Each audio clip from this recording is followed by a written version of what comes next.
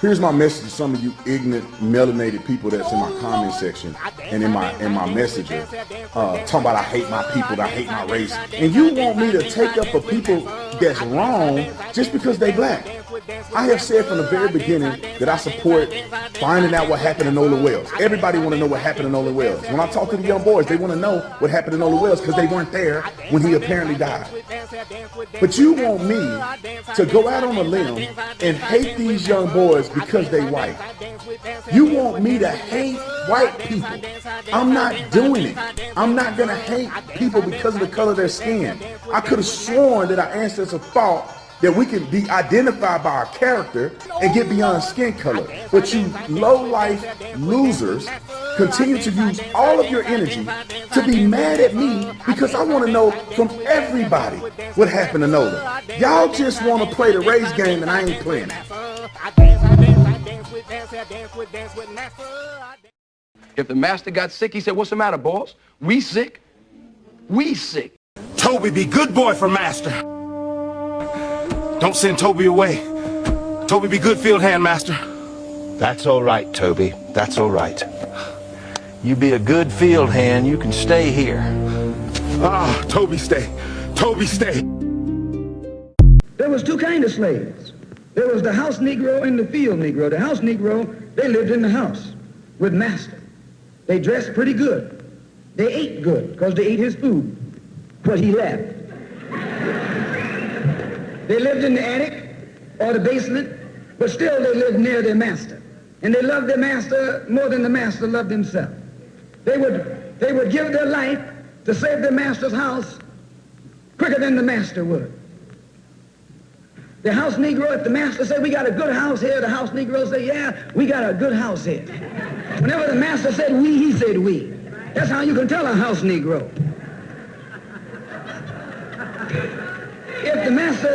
If the master's house caught on fire, the house Negro would fight harder to put the blaze out than the master would. If the master got sick, the house Negro would say, "What's the matter, boss? We sick? We sick."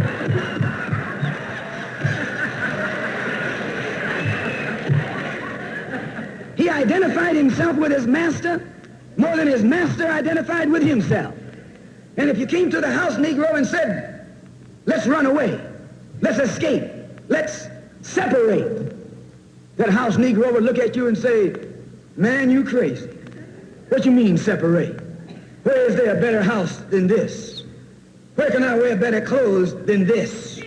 Where can I eat better food than this?" That was that house Negro. In those days, he was called a house, and that's what we call him today because we still got some house running around here.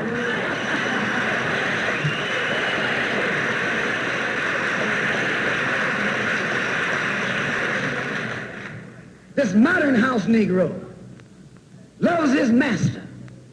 He wants to live near him. He'll pay 3 times as much as the house is worth just to live near his master. And then brag about, "I'm the only Negro out here."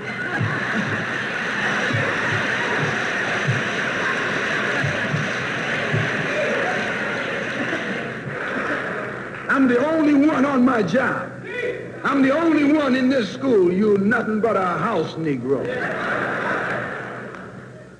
And if someone come to you right now and say, "Let's separate," you say the same thing that the house Negro said on the plantation. What you mean separate? From America? This good white man? Where you gonna get a better job than you get here? I mean, this is what you say. I ain't left nothing in Africa. That's what you say. Why, you left your mind in Africa.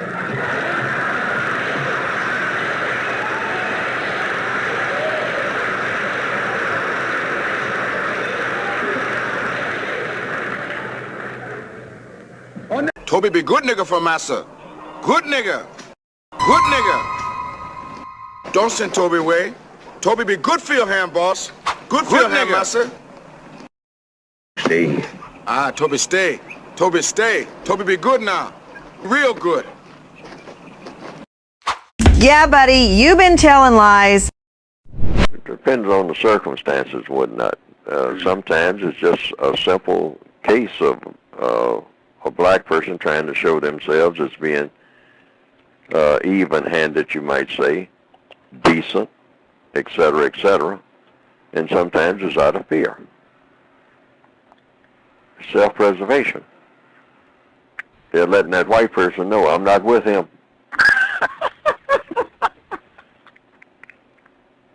Because if I'm with him, it ain't no benefit in that.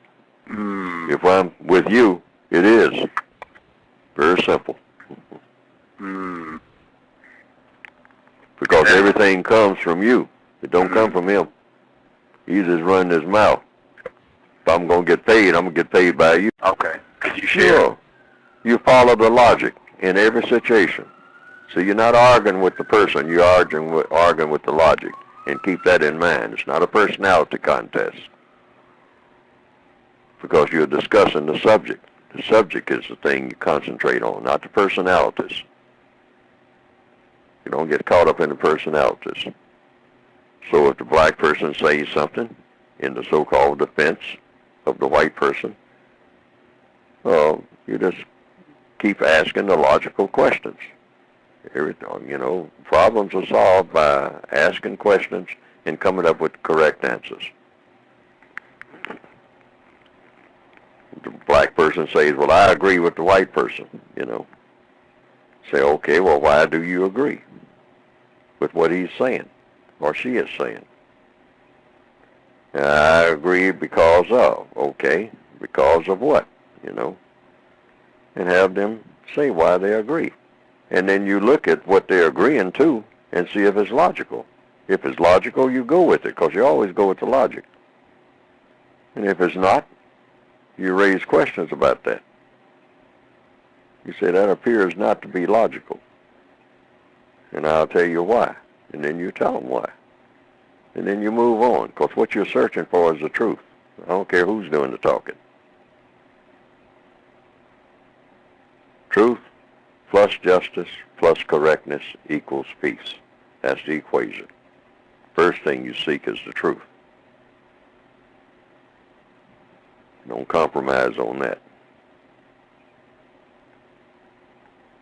So that's the only way you can produce a product called justice. Got to start with what is first.